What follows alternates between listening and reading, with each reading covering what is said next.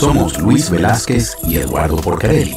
Los invitamos a que nos acompañen todos los viernes a las 9 de la mañana en El Séptimo Laberinto. Un viaje por los confines de nuestro mundo interior y exterior. Ciencia, filosofía y esoterismo por la visión radio.net. Información que va contigo. El Séptimo Laberinto. Hoy tenemos un tema súper interesante sobre la creación y evolución. Vamos a conversar con el profesor José Ramón Ayllón. El profesor José Ramón Ayllón es filósofo, licenciado en Filosofía y Letras de la Universidad de Oviedo, también especialista en bioética. Ha enseñado numerosas materias relacionadas con estos temas: ética, antropología, filosofía, a nivel de liceo, a nivel de universidades, a nivel de posgrado. He tenido el placer de conocerlo a través de sus libros de hace muchos años. Ese es el tema de los lectores anónimos, que conocen al autor, pero el autor no los conoce. Su libro de historia de la filosofía tiene el gran valor de ser no didáctico, sino extremadamente didáctico, tanto para personas que están adentrándose en la filosofía como para personas que ya tienen conocimientos de filosofía. Ordena el estudio de la filosofía de una manera didáctica. También su libro Antropología Filosófica, Ética Actualizada, pero hoy nos trae un libro de reciente publicación muy interesante. Es una pregunta que todos los seres humanos nos hacemos. Él lo indica en su libro. Es la pregunta que más nos hacemos los seres humanos es: ¿por qué estamos acá? ¿Tiene un sentido estar acá? Y él publicó recientemente con la editorial Secota del grupo Almuzara el libro Orígenes, el universo, los seres vivos, el hombre, los errores de Darwin, una visión clara desde la filosofía y la ciencia, con su acostumbrado estilo de manejar la esencia de cada uno de los temas que se tratan y dejarnos a nosotros de que nos hagamos grandes preguntas. Bienvenido, profesor José Ramón Ayllón, al Séptimo Laberinto. Un placer tenerlo acá. Así es, un Buenos placer, días. profesor, un placer. Buenos días para ustedes, buenas tardes para mí. Ya son las 3 de la tarde en Burgos. Burgos es una ciudad, fue cabeza de Castilla durante siglos y es una ciudad muy bonita, cargada de historia. También es una ciudad muy fría. Lo que pasa es que ahora estamos entrando en la primavera y ya el clima es más suave. No tenemos los rigores, los calores que tienen ustedes. Qué suerte.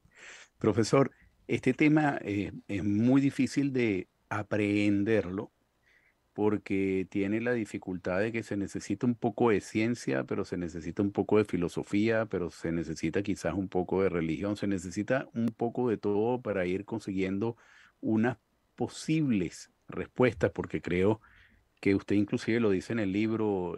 Quizás la ciencia nunca nos dará las respuestas que estamos buscando, entonces tenemos que acudir de alguna manera a la filosofía. ¿De qué estamos hablando cuando hablamos de creación versus evolución? Pues es muy importante empezar por las definiciones, saber de qué hablamos cuando hablamos de algo tan complicado. En primer lugar, habría que decir que crear no es transformar una materia prima, es más bien producir algo a partir de nada. En filosofía clásica se decía ex nihilo, o sea, de la nada. Esto es tan raro que en el universo material nosotros no trabajamos con creaciones. O sea, la física no conoce lo que es la creación porque siempre es transformación de unas materias en otras.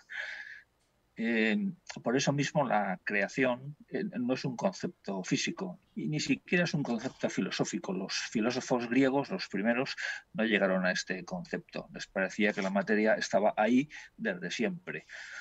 Y en cambio sí es un concepto teológico que aparece nada menos que en la primera línea de la Biblia.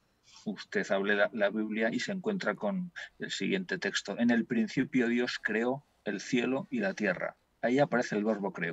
Y luego en esa narración por días, los 7 días famosos, pues el primer día, el segundo día, y siempre se usa el mismo verbo.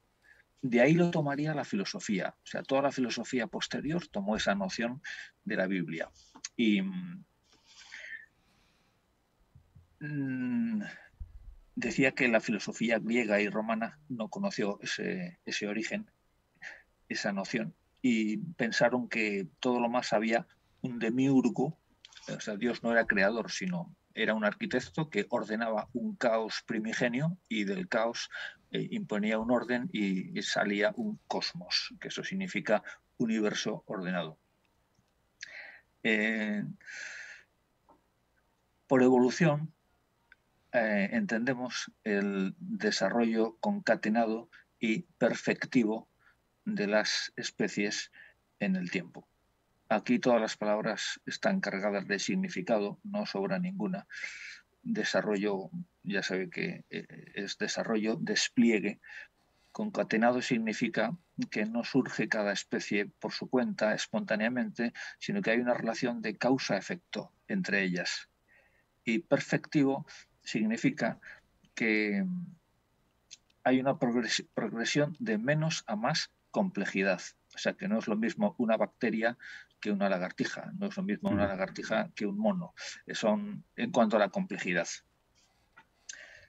A diferencia de la creación, que no la vemos nunca en los procesos físicos, en el universo, la evolución se da en la naturaleza, aunque siempre tenemos un problema, y es que nadie ha visto, y posiblemente nunca veamos, el paso de una especie a otra.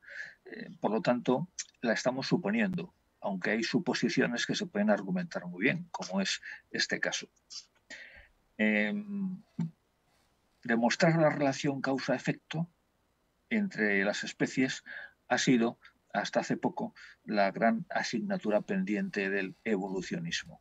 Digo hasta hace poco porque ni siquiera los argumentos de Darwin eran válidos, eran interesantes, ¿no? Pero Darwin no conoció los genes y no conoció el ADN. Solo hasta que hemos descubierto hace medio siglo el ADN, en ese momento ya hemos dado con la prueba más fuerte, más seria que tenemos de la evolución. Y como usted decía, este tema es muy complejo porque efectivamente hay que ensamblar nociones científicas, biológicas, nociones bioquímicas, de bioquímica molecular, nociones genéticas, nociones astrofísicas, nociones filosóficas, religiosas. Pero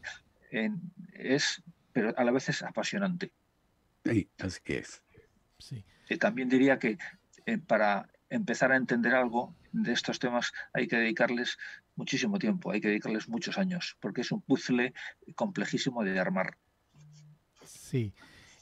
Profesor, yo siempre he tenido una duda, sobre todo, bueno, no, yo después de que entré a la universidad que comencé a tener este tipo de lecturas, y voy a tomar la palabra de Eduardo cuando dice que somos lectores anónimos, conocedores anónimos de un gran escritor como lo es usted.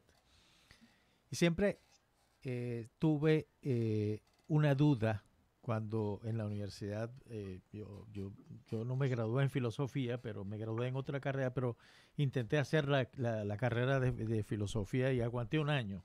Se lo digo con absoluta franqueza. Preferí seguir con relaciones internacionales y en eso me gradué. Pero ahora me quedó siempre la siguiente duda. Es, ¿la evolución y la creación son incompatibles o es todo lo contrario? Esa duda la hemos tenido todos y esa es de lo primero que me plantean a mí mis alumnos. E incluso muchas veces la pregunta podría ser, ¿usted es creacionista o es evolucionista? ¿Verdad? Pues a eso ¿qué se puede responder? Pues de entrada, como hacíamos antes, hay que definir muy bien las palabras. Y con la palabra creacionismo tenemos un problema, porque significa dos cosas diferentes. O mejor dicho, se puede aplicar a dos realidades diferentes. La primera es la postura que afirma la creación divina del universo. O sea, lo que dice la Biblia. En el principio Dios creó el cielo y la tierra. Eso es el universo. Pero la segunda acepción de la palabra creacionismo es la creación de cada especie, que es lo que se pensó hasta mediados del siglo XVIII, hasta mediados del siglo XIX, hasta Darwin en concreto. Ahí todos los naturalistas pensaban que las especies habían sido creadas una por Dios. Es decir, las bacterias, como decía antes, y las lagartijas, y las ardillas, y cada especie marina, los peces, y todos, cada una un acto creador. El propio Darwin sostuvo esta teoría hasta que se dio cuenta de que no era necesario recurrir a eso, sino que a lo mejor, pero él lo dice incluso con miedo, ¿no? Pensando que está cometiendo una herejía científica. Así lo escribe en su libro canónico, En el origen de las especies. Casi no me atrevo a decir que he llegado al convencimiento de que no es necesario. Bien, bueno, pues lo mismo que... entonces, sabiendo eso, se puede ser a la vez creacionista y evolucionista. Es decir, no solo no son incompatibles, sino que son... Lo más lógico es pensar que la primera causa de todas, es decir, el arranque de todo, tiene que ser divino, porque si no, de la nada no sale nada. Es decir, tienes que recurrir lo que la filosofía llama un ser necesario, por, por diferencia del resto de los seres que conocemos, que se les llama contingentes. El universo en su conjunto y en cada uno de sus seres es contingente, porque todos sus seres no son necesarios, han sido llamados a la existencia. Eso quiere decir que en algún momento no han existido, que en algún momento no ha existido nada y que en otro momento dejarán de existir. Por lo tanto, son contingentes. Pero para que haya seres, tiene que haber un ser necesario. Eso es absolutamente... Ese es un argumento que no es refutable. Es un argumento lógico. Bien, entonces, Darwin mismo lo dice en el origen de las especies, cuando afirma que es asombroso que como el creador, son palabras casi textuales, me las sé de memoria, como el creador a partir de una primera o de unas primeras formas de vida ha ido sacando, por causas que desconocemos, la admirable variedad de las formas de vida que ahora mismo contemplamos. Es decir, Darwin se da cuenta de que el primer impulso tiene que ser creativo y después pues hay una serie de causas que son causas naturales que están puestas en el corazón de las leyes físicas o biológicas y esas leyes pues van formando la evolución. Profesor, Sí. disculpe, sobre ese tema del origen, justamente, que es el tema del libro, cuando uno se hace esa pregunta de cómo surgió el universo, cómo surgió todo, la comunidad científica en general está de acuerdo en la teoría del Big Bang, con algunos detalles, con las dudas de qué habrá ocurrido antes del Big Bang, etcétera, que la ciencia allí no ha podido entrar. Pero cuando uno aborda este tema del origen, con filósofos, religiosos, etcétera, no ya desde una perspectiva científica, sino desde una perspectiva filosófica religiosa, allí, contrario a lo que sucede en la ciencia, que básicamente todo el mundo entra en el embudo del Big Bang, en el caso de la perspectiva no científica, allí hay miles, no voy a decir millones, pero decenas de miles de construcciones de cómo pudo haberse dado ese origen, si es a través de un ser inteligente, no inteligente, si tuvo un propósito, no tuvo un propósito, cómo ordenar desde el punto de vista filosófico en un embudo también, como es en el caso del tema del área científica con el Big Bang, toda esa miles de construcciones sobre el origen del universo. Y aprovecho también para preguntarle, usted mismo lo dice en su libro, el enigma de este asunto no es tanto la estructura, sino la existencia de los seres, el por qué esos seres existen. La estructura, inclusive, en el caso de Newton con la ley de gravitación universal, él decía, bueno, tengo claramente entendido el funcionamiento de la gravitación universal, pero no entiendo por qué tiene lugar la gravitación universal, ¿no? Entonces, la misma pregunta se la hago, podemos entender el origen del universo desde el punto de vista científico, pero ¿por qué? ¿Para qué? Ok, ¿Cómo la filosofía atiende esa gran pregunta? bueno, interesantísimo eso que usted me plantea. Sobre el misterio de la existencia, hay que decir que efectivamente eh, lo raro no es, lo misterioso no es que sí lo es, la complejidad, la estructura, la composición de los seres materiales. Previamente hay algo que es muchísimo más misterioso, que es que esos seres materiales existan. Tengo el testimonio de muchos científicos y filósofos que hacen referencia a eso. Por ejemplo, Wittgenstein, el gran filósofo de la lógica del Círculo de Viena, pues decía que no colocamos los signos de interrogación al nivel adecuado, en la profundidad de los cimientos. Claro, los cimientos no son, vamos a ver qué es la célula, vamos a ver cuáles son las 4 grandes leyes físicas, la gravitación, la nuclear fuerte, la nuclear débil, el electromagnetismo. No, no, no. Vamos a ver por qué existen esas leyes y por qué existe el universo. Es el propio Stephen Hawking, y usted ha aludido a él antes, sin citarlo, en el libro que le dio fama mundial, que fue el breve historia de la ciencia, al final del libro, en la última página, tiene unas palabras que a mí me parecen insuperables, porque dice, si algún día la ciencia consiguiera responder todas nuestras preguntas, siempre quedaría una sin responder. ¿Por qué el universo se ha tomado la molestia de existir? O sea, yo cuando leí esto, pues yo que también escribo novela y me gusta mucho la literatura, pues me quedé prendado del propio estilo. O sea, lo bien que está dicho, ¿por qué el universo se ha tomado la molestia de existir? Esa es la gran pregunta. Es decir, ¿por qué puede haber unas ecuaciones, unas leyes físicas o químicas o que funcionen sobre unas cosas que ya existen? Y sobre esto, hubo un autor que es filósofo y literato al mismo tiempo, que es C.S. Lewis, en España lo pronunciamos sin más Lewis, el autor de las Crónicas de Narnia y de las Cartas del Diablo de Scrutopo a su sobrino. Pues Lewis, hablando de esto, decía que preguntaba a sus alumnos, porque también fue profesor de filosofía, ¿ustedes piensan que todo el universo se puede explicar por causas físicas? Y los alumnos se quedaban pensativos y él mismo respondía y decía, sí, todo el universo se puede explicar por un conjunto de leyes físicas, pero añadía, salvo esas mismas leyes y salvo el mismo universo, lo cual es una notable excepción. Es decir, era de una ironía finísima, ¿no? Sí. O sea, porque claro, las leyes explican ciertas cosas, pero no se explican a sí mismas. Ni siquiera las leyes explican los objetos o la materia sobre la que están influyendo, ¿verdad?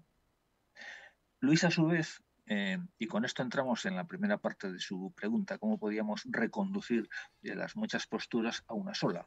Que, por cierto, quizá la filosofía ahora mismo pues tenga una dispersión impresionante, pero ha habido en estas cuestiones fundamentales en la filosofía occidental, que es, digamos, la que más prestigio y la más cultivada, pues ha sido como muy unánime en esta cuestión, por lo menos desde, vamos a poner, desde Pitágoras, siglo VI antes de Cristo, hasta Kant, por ejemplo, 18-19, haya sido unánime. Y viene a decir, pues, lo que resumió Sócrates en una de sus... La obra de la naturaleza es la obra de la inteligencia. O lo que resumió Aristóteles diciendo, todo es un conjunto de seres que se mueven, pero nada se movería si no hubiera un primer motor. Inmóvil, además. Pues Luis tiene una metáfora impresionante. Dice lo siguiente. Ofelia, la novia de Hamlet, cruza un riachuelo sobre una rama, la rama se rompe, Ofelia se cae, se golpea la cabeza, tiene una mala caída y se ahoga. Pregunta Luis, ¿por qué muere Ofelia? ¿Porque se rompe la rama y se ahoga en el río o porque quiere Shakespeare? Respuesta. Responde Luis. Usted puede pensar lo que quiera, dice, pero desde el momento en que Shakespeare es el autor de Hamlet, lo que usted piense es irrelevante. Qué bueno. Hay que quitarse el sombrero, porque claro, y lo mismo nosotros que estamos en un ámbito más hispano, podríamos decir, ¿por qué se vuelve loco Don Quijote? Entonces todo el lector del Quijote te respondería lo mismo, pues por leer demasiados libros de novelas de caballerías. Muy bien, pero en realidad se vuelve loco por eso o porque quiere Cervantes. Entonces, pues no sé, a mí me parece genial estos planteamientos. Sí. Profesor, primero quiero hacer una aclaratoria a algunos oyentes me han estado escribiendo por el WhatsApp y me dicen, oye, yo no sabía que tú sabías tanto. Usted dijo Luis, y Luis, yo me llamo Luis Velázquez y creen que soy yo. Y quisiera aclarar que con mucho gusto sería, pero la verdad va por delante. Entonces, su exposición anterior me dio pie a muchas cosas. La primera es que siento que me está reafirmando que nosotros todavía somos bacterias, que es el lugar es de donde nos parte la evolución, que todavía seguimos siendo bacterias y por eso estamos evolucionando poco a poco. Y la segunda pregunta que tiene que ver con un libro que yo adoro tengo el libro del doctor Francis Collins como algo preferido. Siempre lo tengo a mano. Me gustó mucho ese libro, como habla Dios. Pero el doctor Collins dice ahí, dice, bueno, no todo es 100%. La ciencia llega hasta un punto a partir del cual lo desconocido, la religión, toma las riendas del asunto. ¿Qué opina usted de las dos cosas? Pues yo estoy convencido de que Francis Collins tiene razón, pero digamos porque yo tengo una formación muy clásica y porque yo soy hijo también de mi propia cultura. Entonces, mi cultura, supongo que también la de ustedes, es una cultura occidental. Entonces, la cultura occidental, nosotros queramos o no queramos, somos griegos en muchos de nuestros conceptos, hasta en nuestras formas políticas, pues Sí, estamos en la democracia, ¿no? O somos romanos y somos republicanos y somos griegos en cuanto a la razón, sobre todo, somos romanos en cuanto al derecho, que es otra aportación impresionante, la estructura de la sociedad, el respeto a la justicia y a las leyes. Eh, y luego somos cristianos. El cristianismo ha permeado y toda una civilización que debería de haberse hundido cuando llegaron los germanos y se cayó, se hundió Roma, pero misteriosamente o milagrosamente esa civilización no solo no se hunde, sino que sale a flote otra vez.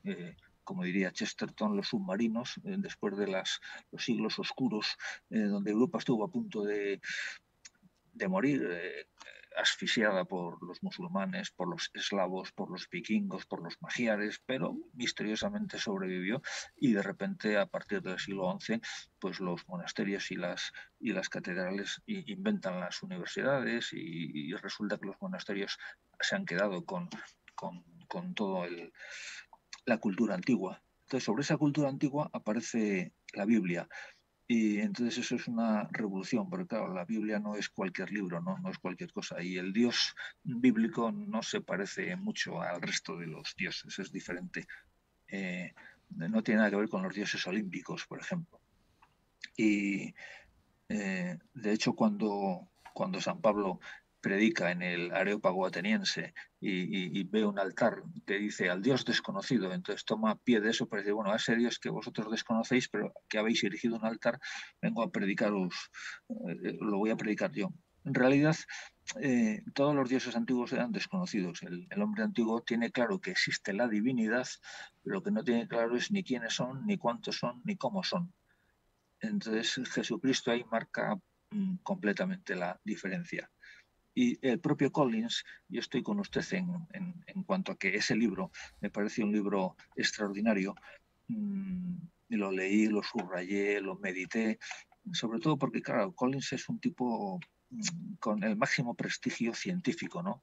Y en el tema de la evolución, pues también es una máxima autoridad, entre otras cosas porque ha sido el primer hombre que ha leído el genoma humano, ¿no? Eso es una revolución impresionante.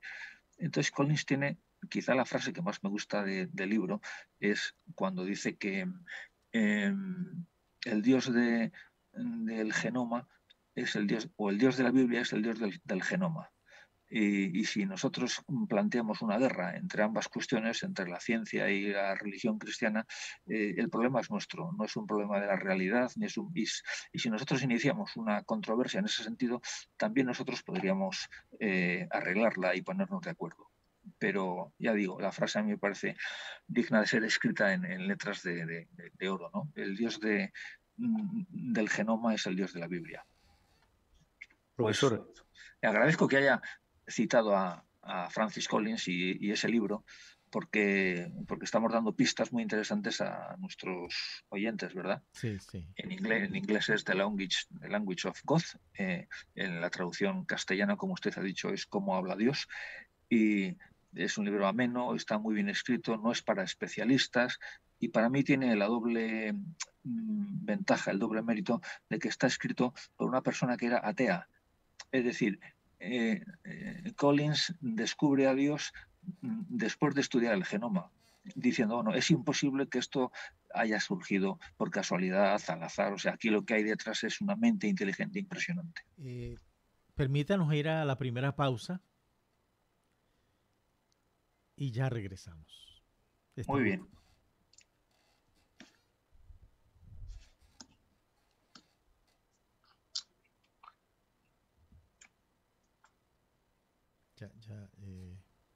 No, continúa, Eduardo, continúa, por favor. bueno, le quería preguntar al profesor, ligando con lo que él estaba comentando hace un momento, en el propio caso de Einstein, casi al final de su vida, él encontraba una lógica en que existiera algo más allá de lo puramente científico. Y a mí me gusta mucho el caso también de Carl Sagan, autor que admiré y que lo seguí prácticamente en todos sus libros. Su último libro dejaba entrever muy sutilmente la posibilidad de que la explicación científica no fuera suficiente.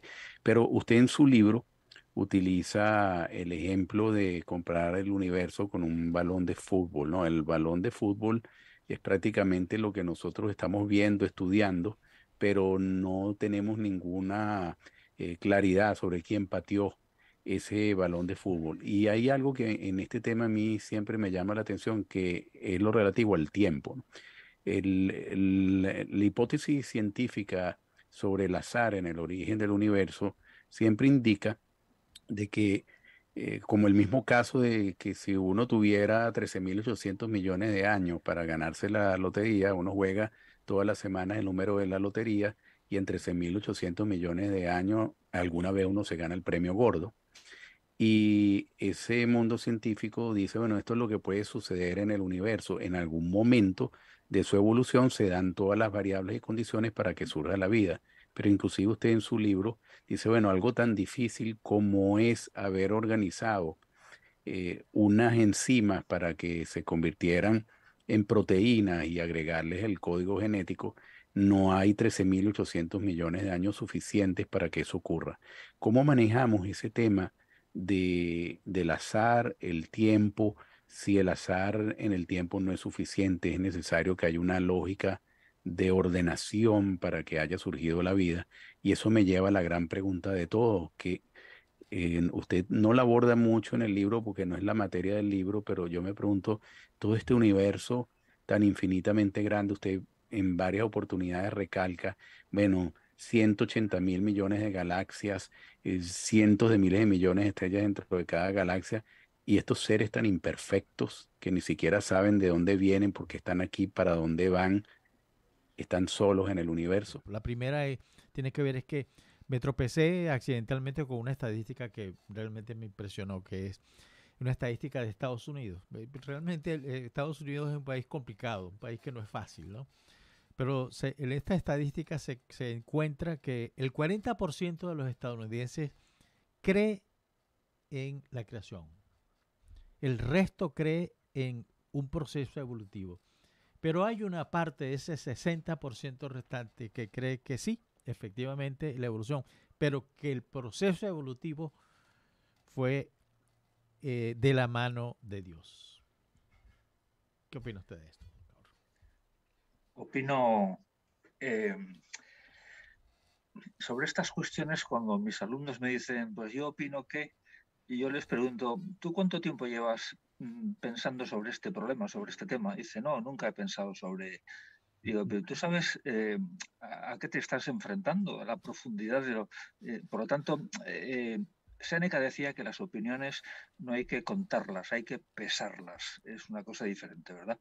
Entonces, en estos temas, los porcentajes de las opiniones no significan absolutamente nada. Es como si usted pregunta a la gente cuestiones sobre medicina muy difícil y entonces la gente puede opinar lo que quiera, pero hasta que usted no consulta al especialista, Pero, de todas formas, pero de profesor, las tres, perdona que lo sí. interrumpa. Esta última que yo le digo, de que una parte cree que el proceso fue de la mano de Dios, coincide un poco con lo que dice el doctor Collins en su libro. Es que eso es lo correcto, pienso yo, porque o sea, la evolución es algo profundamente diseñado y ese diseño no es un diseño cualquiera, es un diseño complejísimo. De hecho, es tan complejo que nosotros no lo entendemos.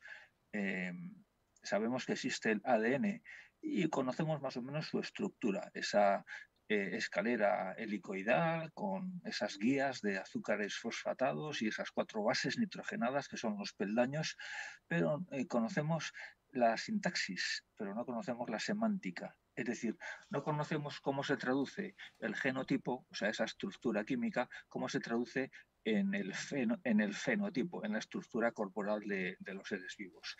Lo sabemos en algún caso, pero son millones y millones de instrucciones. Tampoco sabemos cómo interactúan esas instrucciones, unos genes en otros, y no se sabe cuándo lo vamos a saber, porque cada vez que investigas algo, pues te encuentras con más agujeros negros. La pregunta del azar de Eduardo, pues yo le diría que aplíqueme usted el azar o sea, ¿sobre qué opera el azar? Pues sobre cosas, ¿verdad?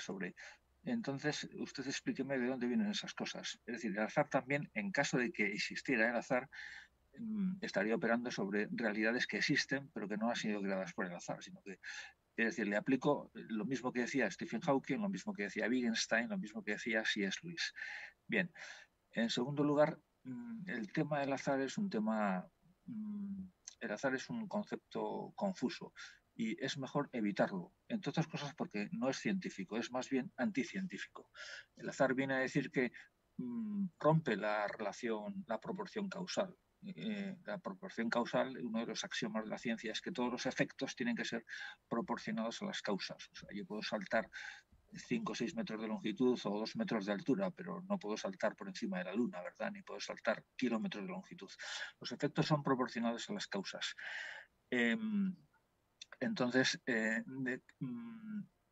¿cómo es posible que una no inteligencia haya creado entidades profundísimamente inteligentes, incluso que nos haya creado a nosotros, a los seres humanos que supuestamente somos inteligentes?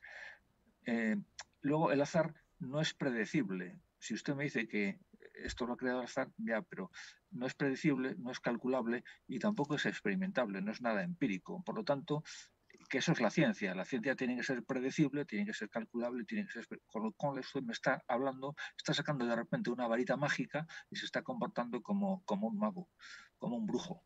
Es decir, no es científico, por lo tanto, no es serio hablar del azar. Eh, Le voy a, como he tenido tiempo, gracias a la pausa publicitaria, he buscado las palabras exactas que Darwin dedica al azar en su libro El origen de las especies, donde dice que, cito, el azar es un término completamente inexacto, que solo sirve para reconocer abiertamente nuestra ignorancia de la causa de cada variación particular. Qué maravillas. Es decir, un axioma de la ciencia y del razonamiento lógico humano es que todo efecto tiene una causa. Y esa causa, si, solo cuando no la conocemos hablamos de azar. Pero, por ejemplo, cuando hablamos de juegos de azar, el de la ruleta, pues yo no sé dónde va a caer la bolita, si en blanca, negra, roja, pero no lo sé porque yo desconozco, no soy capaz de medir el impulso que le ha dado mi mano y no soy capaz de medir la resistencia de la bola respecto a ni la grasa, el engranaje que tiene. Si fuera capaz de medirlo, claro que sabría dónde va a parar la bola, pero eso es imposible, por lo tanto hablo de juegos de azar. Y lo mismo cuando tiro una moneda al aire, ¿verdad? No soy capaz de medir la resistencia del aire ni el impulso que yo le he dado. Y por eso hablo de juegos de azar. Pero, fíjense, esto mismo que dice Darwin, el azar, eh, eh, es abiertamente la ignorancia, hablamos de hacer cuando, para reconocer abiertamente nuestra ignorancia de la causa de cada variación, es exactamente lo mismo que dice Aristóteles. Y Aristóteles, ojo, estamos hablando del padre de la ciencia, incluso del padre de la ciencia biológica. Aristóteles es el primer biólogo del mundo, cuando escribe de las partes de los animales. Entonces, Aristóteles tiene una frase que también es para grabar en letras de molde, que es: el azar es una etiqueta para nuestra ignorancia. Qué bueno. Dicho esto, pues también tendría que decir que, sobre lo que usted decía antes, Eduardo, del universo con esa metáfora futbolística que todo el mundo entiende y que a los alumnos les gusta, ¿no? Pues un día se me ocurrió preguntar en clase por qué entra por la escuadra un balón después de tirar una falta con barrera, y por qué entra por la escuadra después de haber hecho dos parábolas tan difíciles, de abajo a arriba y abajo, y de dentro a afuera y otra vez adentro, ¿no? Dos parábolas envenenadas para el portero. Eh, ¿Eso por qué es así? ¿Por la marca de las botas del futbolista? ¿O es una propiedad que tiene el balón? Pues está claro que no, ¿verdad? Porque con las mismas botas yo no metería jamás ese gol, y el balón por sí solo no. Todos los alumnos entendieron que el balón, antes de estar en la bota del jugador, ha estado en su cabeza y ha estado en su intención de marcar ese gol. Pues cuando nosotros consideramos las trayectorias, por ejemplo, de los electrones, o las trayectorias de los átomos, o las trayectorias de las estrellas y de los planetas y de las galaxias, porque todo se está moviendo vertiginosamente, ¿no podríamos pensar que todo el cosmos es el resultado de una espectacular patada cósmica cargada de intencionalidad? Entonces, esto no deja de ser una metáfora simpática y futbolística y para andar por casa, pero en el fondo es lo que dice prácticamente toda la filosofía, ¿eh?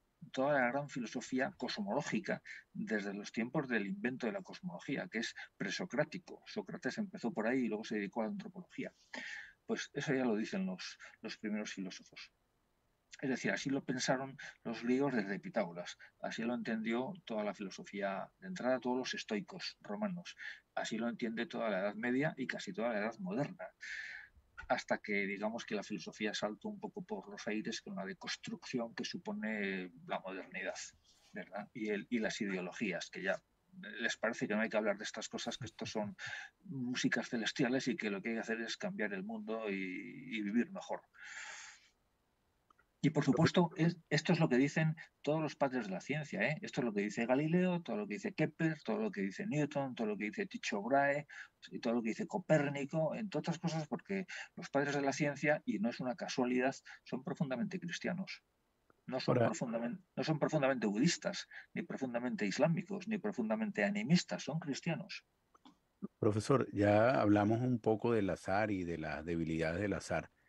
Y cuando unimos ese tema del azar y la evolución, entonces ya conversamos de esas debilidades. Entonces tendríamos que ir al diseño inteligente en la evolución. Pero ¿hacia dónde va ese diseño inteligente? Porque ahí de nuevo entra la filosofía. ¿Cuál es el destino de ese diseño inteligente del cual nosotros como seres humanos solo podemos ver un pequeño instante? Porque si nosotros calculamos el momento en que apareció la vida inteligente sobre este planeta, en ese calendario de 12 meses, de 24 horas, nosotros dimos nuestra aparición prácticamente en los últimos minutos del 31 de diciembre, ¿no? Y entonces, ¿hacia dónde va ese diseño inteligente cuando nosotros solo estamos aquí desde el 31 de diciembre? Muy bueno, muy bueno, muy bueno. El Estamos en el 31 de diciembre y son las 23:30 de la noche. Exactamente. Ahí aparece el primer hombre, ¿eh? Pues esa pregunta no la puede contestar nadie, o sea, no la sabe nadie. porque estás hablando, vamos, salvo que te metas directamente en el campo de la religión, y en concreto de la religión bíblica. Pero ni siquiera la religión bíblica es capaz de decirte, simplemente Dios es juguetón, y entonces ha jugado y ha hecho lo mismo que un niño pequeño, pues construye un castillo de arena en la playa. eh, pues Dios ha jugado a construir un mundo que es lo mismo que el niño pequeño se preocupa de que ese castillo o de ese puzzle que le han regalado los reyes y está siempre armando, se preocupa de que sea bonito, de que quede bien, de que pues el diseño que nosotros vemos es un mundo profundamente inteligente, donde casi todo se acopla de una forma maravillosa. Eh, Lógicamente hay un problema que a nosotros nos preocupa mucho, es por qué los seres se mueren, ¿verdad? Y por qué existe el sufrimiento. Pero bien, eso habría que encajarlo. En lugar de negar la primera causa inteligente, habría que ver cómo se encaja ahí, ¿verdad? Eh, los propios poetas, hay, que constantemente están haciendo referencia a la belleza de la naturaleza, y que si son muy buenos, los mejores poetas del mundo, pues es gente muy inteligente. Tengo dos premios Nobel, uno de ellos es Neruda, uno de los mejores poetas del siglo XX, junto con Borges, por ejemplo.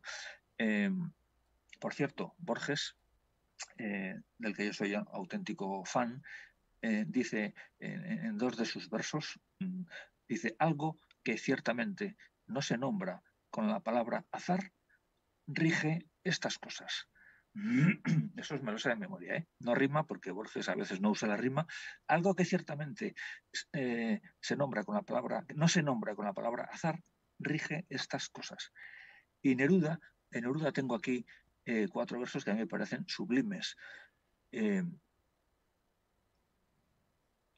Muy interesantes, teniendo en cuenta que Neruda era radicalmente ateo, radicalmente marxista ateo. Y sin embargo dice lo siguiente: ¿cómo saben las estaciones que deben cambiar de camisa? ¿Y cómo saben las raíces que han de subir a la luz? Es impresionante. Sí. Es decir, las estaciones cambian de camisa milimétricamente, todos los años, todos los años, todos los años, y las raíces suben a la luz siempre. Por cierto, en la Universidad de Navarra, donde he dado clases muchos años, eh, algunos de mis alumnos hispanoamericanos que venían de latitudes muy tropicales, pues me dijeron, por fin me he enterado de lo que son las cuatro estaciones. Porque en mi país ahí solo había una o dos estaciones, la de las Solo un lluvias. cambio de camisa, nada más.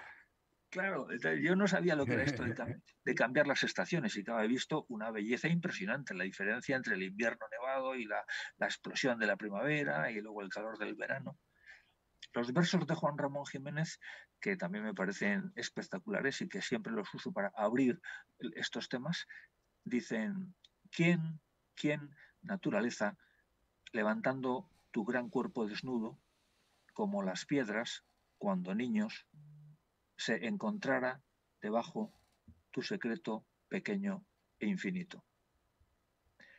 Eh, Juan Ramón Jiménez tiene una intuición impresionante cuando dice tu secreto pequeño e infinito, porque el mundo en el que vivimos es un mundo atómico, y si no hubiera átomos no habría nada. De la misma manera que el mundo de los seres vivos es un mundo celular, y la célula es una cosa microscópica. Si no hubiera células no estaríamos ustedes y yo aquí, ¿verdad? Así es. Y a su vez, el secreto de la célula es el ADN, ¿no? Que es, pues, una molécula elegantísima, complejísima y misteriosísima.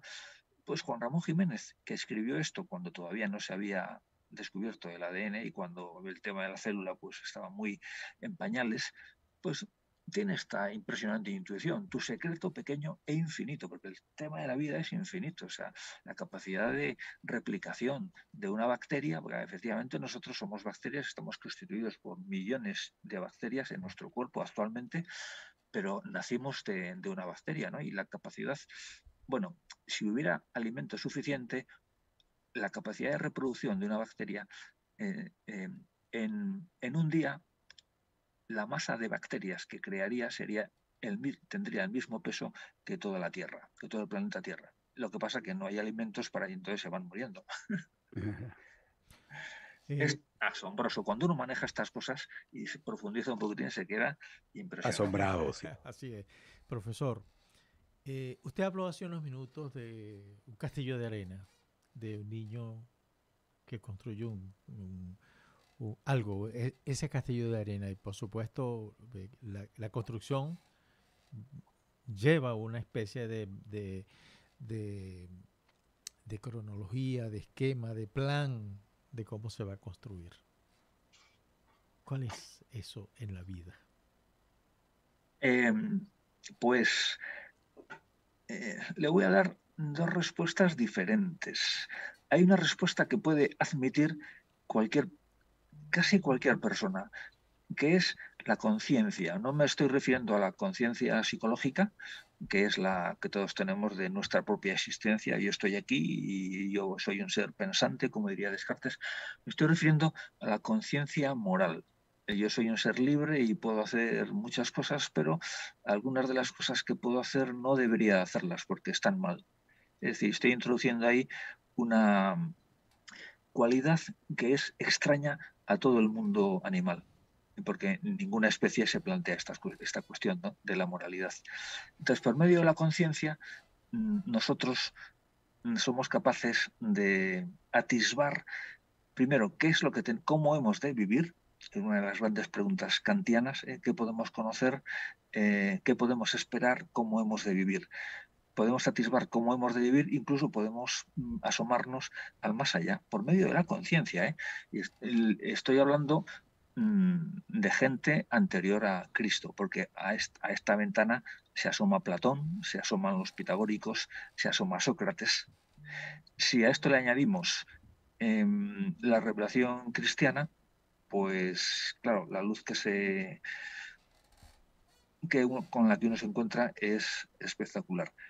Digamos que los grandes filósofos, pero esto se puede aplicar también a los grandes clásicos, o sea, los grandes clásicos de la literatura, es decir, a Homero, a San Agustín, a Cervantes, a Shakespeare, a Dickens, a Tolstoy, los grandes clásicos y también de la música, pues nos abren ventanas, grandes ventanas sobre el misterio de la realidad.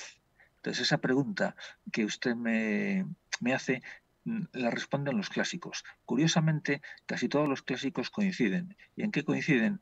En una visión trascendente. O sea, los clásicos no son materialistas, no apuestan por la materia que ahí se queda, o sea, te mueres y se acabó. Apuestan siempre por la trascendencia, salvo excepciones, pero hay poquísimas excepciones.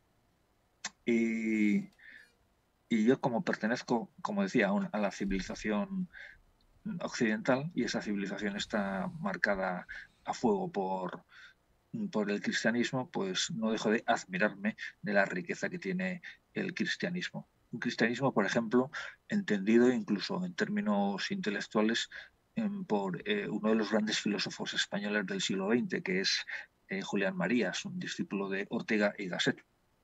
O en términos intelectuales, en los términos intelectuales en los que se los plantea un hombre de la categoría intelectual de Joseph Ratzinger, recientemente fallecido, el Papa Benedicto XVI. Estoy leyendo un libro suyo que se llama Cooperadores de la Verdad, que me parece fascinante por cómo interpreta él y cómo maneja las ideas. Generalmente los científicos poco se atreven cuando uno le hace la pregunta de en qué creen, de decir algo más allá que se escape de la lógica científica por miedo a ser condenado o por miedo a ser señalado, etcétera. Aunque yo particularmente creo que la ciencia avanza es cuando hay un poco de imaginación, ¿no? En el caso de los filósofos es distinto, uno sí se puede atrever a preguntarle en qué cree el profesor José Ramón Ayllón sobre este tema de orígenes. Bueno, ya lo he dicho. Yo ahí estoy con Galileo, estoy con Newton, estoy con Copérnico. Toda esta gente, o sea, estoy con los padres de la ciencia y con muchos de los científicos actuales. Efectivamente, la gente ahora mismo no se atreve, pero porque existe esa losa de lo políticamente correcto, ¿verdad? Que hace que la gente piense que te van a condenar al ostracismo, o que hay cosas que no se pueden decir, o que, yo qué sé. Los padres de la ciencia, ya citados, solían decir que en el mundo hay dos grandes libros, o mejor dicho, que Dios ha escrito dos grandes libros. Por una parte, la Biblia, en papel y tinta, y por otra parte, el universo, con los caracteres, decían ellos, de las matemáticas y de la geometría. Entonces, yo me quedo con eso, pero plenamente. Muchas gracias, profesor.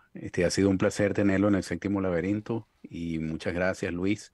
No, Y los excelente. esperamos la próxima semana. Muchas gracias, de verdad. Profesor, ha sido una conversación enriquecedora, francamente. Yo he disfrutado mucho con ustedes porque me han hecho unas preguntas muy interesantes, no fáciles, pero eso es un reto estupendo. Y luego, esto que ustedes me dijeron que iba a durar 50 minutos, una hora, pues a mí se me ha hecho como si hubieran sido 15 o 20 minutos. Se me ha No, pasado muy bien. a mí se me hizo como el minuto del 31 de diciembre. Muy corto. Oye, volveremos, ¿eh? Sí. Yo Claro, claro que sí. Claro que sí, encantadísimo muy de hablar de pronto. ética. Muy pronto. Muchas gracias. Un Saludos a saludo a todos. todos, un saludo a todos nuestros oyentes y un fuerte abrazo a ustedes. Gracias. Hasta pronto.